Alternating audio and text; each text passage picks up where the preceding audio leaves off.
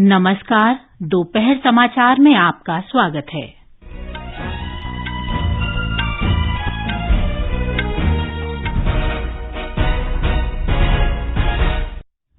सरकार ने कहा है कि वह संघर्षरत सूडान के हालात पर निगरानी रखे हुए है। करीब 3,500 भारतीय नागरिकों और 1,000 भारतीय मूल के लोगों के सूडान में फंसे होने की आशंका। रक्षा मंत्री राजनाथ सिंह आज नई दिल्ली में शंघाई सहयोग संगठन के सदस्य देशों के रक्षा मंत्रियों के साथ द्विपक्षीय बैठकें करेंगे। कर्नाटक में विधानसभा चुनाव के लिए प्रचार तेज। प्रधानमंत्री नरेंद्र मोदी ने 50 लाख भाजपा कार्यकर्ताओं के साथ वर्चुअली संवाद किया। कलकत्ता उच्च न्यायालय ने राष्ट्रीय अन्वेषण अभिकरण को पश्चिम बंगाल में रामनवमी के दौरान हुई हिंसा की जांच करने का आदेश दिया। और बैडमिंटन में पीवी सिंधु, के श्रीकांत और एचएस प्रणॉय आज दुबई एशिया चैंपियनशिप के प्री क्वार्टर फाइनल मैच खेलेंगे।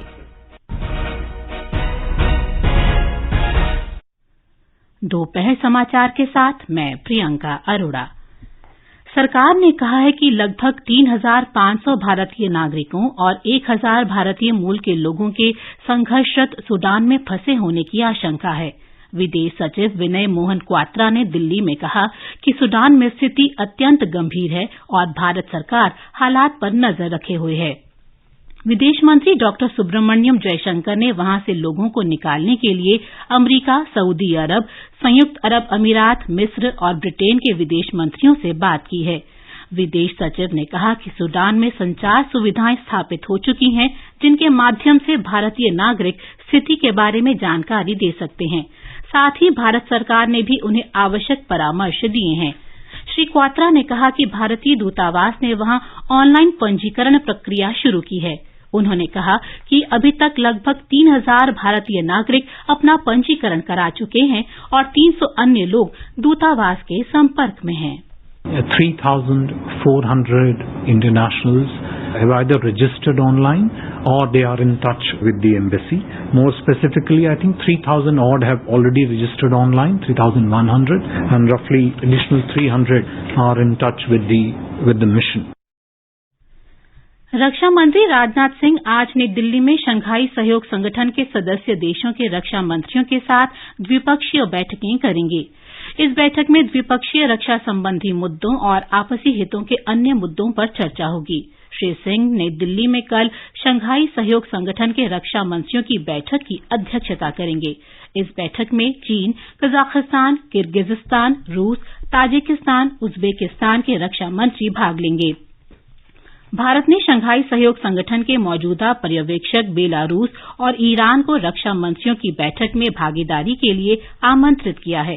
पाकिस्तान के रक्षा मंत्री इस बैठक में वर्चुअल माध्यम से हिस्सा लेंगे। सभी रक्षा मंत्री क्षेत्रीय शांति और सुरक्षा से संबंधित मुद्दों, आतंकवाद से निपटने के प्रयासों और एक प्रभावशाली बहुपक्षवाद पर चर्चा करेंगे।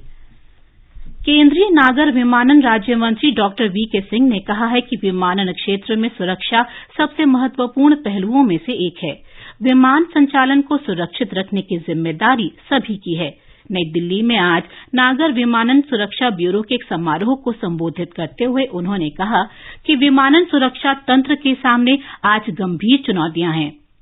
उन्होंने संबद्ध पक्षों को इन चुनौतियों से निपटने के लिए कड़ी मानक संचालन प्रक्रिया अपनाने को कहा। उन्होंने विश्वास व्यक्त किया कि नई उभरती तकनीक भविष्य में और कड़े सुरक्षा तंत्र सुनिश्चित करेगी। ये समाचार हमारी वेबसाइट newsonair.com/hindi और हमारे mobile app news on AIR पर भी उपलब्ध हैं। बदलो बदलो आदत बदलो। मशीन में कपड़े डालने से पहले चेक तो कर लेते। बदलो बदलो अब तो आदत बदलो। अब करीबी बैंक में जाकर फटे पुराने नोट्स बदलवाइए। अगर बैंक इनकार करे तो आरबीआई के ओम्बुड्समैन से शिकायत कीजिए। आरबीआई कहता है जानकार बनिए, चौकन्ने रहिए।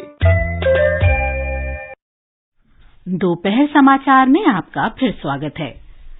कर्नाटक में 10 मई को होने वाले विधानसभा चुनाव के लिए प्रचार जोर शोर से चल रहा है। तमाम राजनीतिक दलों के नेता राज्य भर में रोड शो और जनसभाएं कर रहे हैं तथा अपने पक्ष में जनता को लुभाने का प्रयास कर रहे हैं।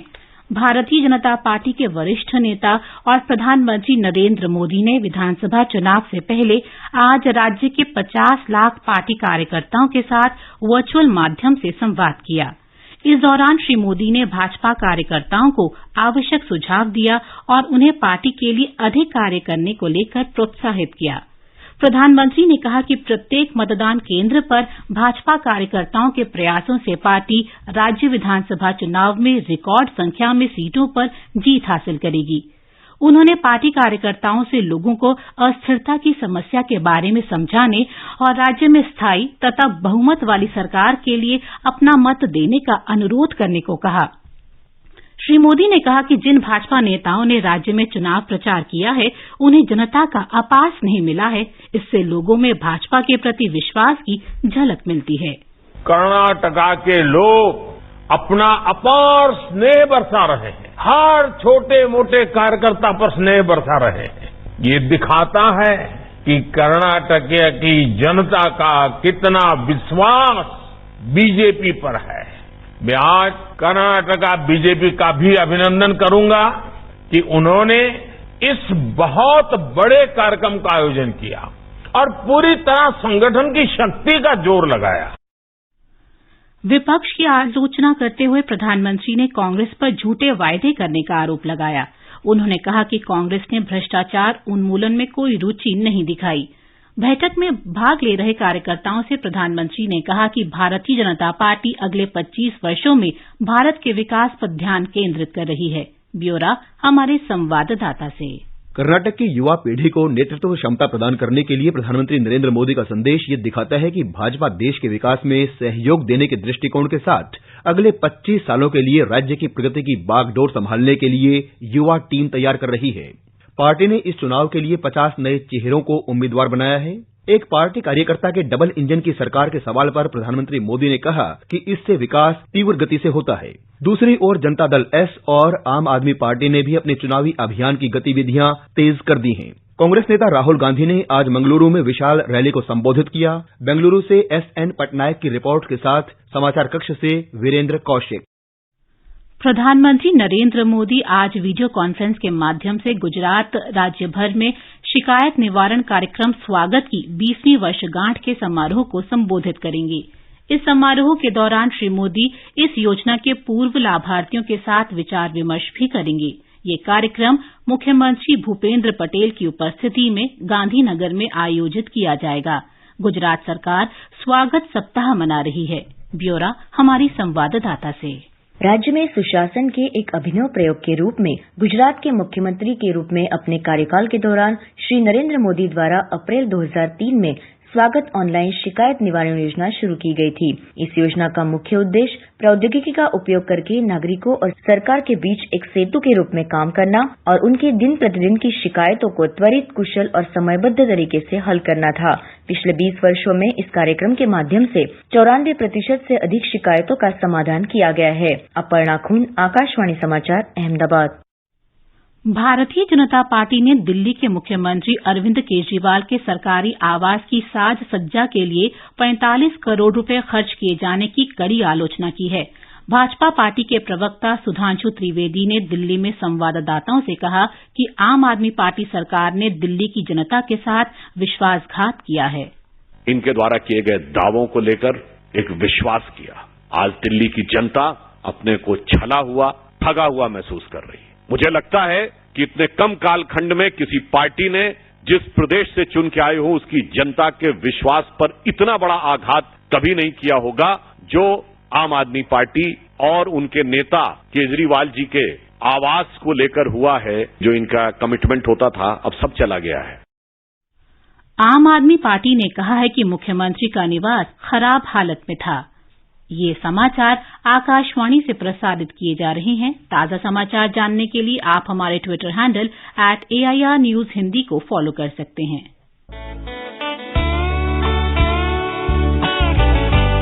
Northeast Diary program broadcast every Thursday at 5:30 p.m. brings very interesting and enchanting stories from the 8 Indian states of Northeast India. In this week's Northeast Diary on the 27th of April, we have an interview with Startup 20 Chair, Dr. Chintan Vaishnav. Looking forward to seeing you there.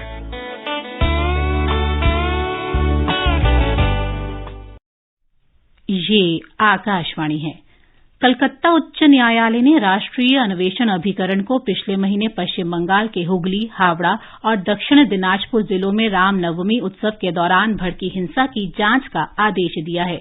उच्च न्यायालय के कार्यवाहक मुख्य न्यायाधीश TS सिगवानंद ने राज्य सरकार को घटना से जुड़े सीसीटीवी फुटेज और अन्य दस्तावेज 2 सप्ताह में केंद्र सरकार को सौंपने के निर्देश दिए हैं। न्यायालय ने केंद्र सरकार को निर्देश दिया है कि दस्तावेज मिलने के बाद इन्हें राष्ट्रीय अन्वेषण अभिकरण को सौंप दिए जाएं। पश्चिम बंगाल में पिछले महीने रामनवमी के जुलूस के दौरान 2 गुटों में हिंसा हुई थी। प्रधानमंत्री के मन की बात कार्यक्रम की इस महीने 100वीं कड़ी पूरी हो रही है। इस अवसर पर आकाशवाणी प्रधानमंत्री के संबोधन के चुनिंदा अंशों को प्रसारित कर रहा है। इस क्रम में आज सुनते हैं मन की बात की 92वीं कड़ी में प्रधानमंत्री के विचार, जिसमें उन्होंने मोटे अनाज की भूमिका और महत्व पर अपने विचार साझा किए। लोग, आवाज और सीधा संवाद, यानी आपके हम सब के मन की बात। जी हाँ, ऐसे ही करोड़ों लोगों से जुड़ जाते हैं हमारे प्रधानमंत्री हर महीने मन की बात प्रोग्राम के साथ। आकाशवाणी पर यह सिलसिला इस महीने यानी अप्रैल में 100वीं कड़ी के साथ जारी रहेगा। इसी विशेष मौके पर मन की बात कार्यक्रम से प्रधानमंत्री के चुनिंदा संबोधनों को फिर से प्रस्तुत किया जा रहा है। मोटे अनाज यानी छोटे दाने वाले अनाजों का भारत में पुराना इतिहास रहा है। ज्वार, बाजरा, रागी इत्यादि भारत की प्राचीन फसलें हैं। माना जाता है कि करीब 7000 साल से इन्हें उगाया और खाया जा रहा है। बल्कि एक तरह से मानव सभ्यता के इतिहास में खेती की शुरुआत ही इन्हीं फसलों से हुई थी। एक पुरानी कथा के मुताबिक मोटे अनाजों की सृष्टि महर्षि विश्वामित्र ने की थी। इनमें पौष्टिकता भरपूर होती है। भारत की कोशिशों की वजह से संयुक्त राष्ट्र संघ ने 2023 को मिलेट्स ईयर घोषित किया है। 28 अगस्त 2022 को प्रसारित मन की बात कार्यक्रम में प्रधानमंत्री ने इसी संदर्भ में मोटे अनाजों की महत्ता पर संदेश दिया। मिलेट्स, मोटे अनाज प्राचीन काल से ही हमारे एग्रीकल्चर, कल्चर और सिविलाइजेशन का हिस्सा रहे हैं। हमारे वेदों में मिलेट्स का उल्लेख मिलता है और इसी तरह पुराणनुरु और तोलकप्पियम में भी इसके बारे में बताया गया है। आप देश के किसी भी हिस्से में जाएं, आपको वहां लोगों के खान पान में अलग अलग तरह के मिलेट्स जरूर देखने को मिलेंगे। हमारी संस्कृति की तरह मिलेट्स में भी बहुत विविधताएं पाई जाती हैं। ज्वार, बाजरा, रागी, सावा, कंगनी, चीना, कोदो, कुटकी, कुट्टू, ये सब मिलेट्स ही तो है। भारत विश्व में मिलेट्स का सबसे बड़ा उत्पादक देश है।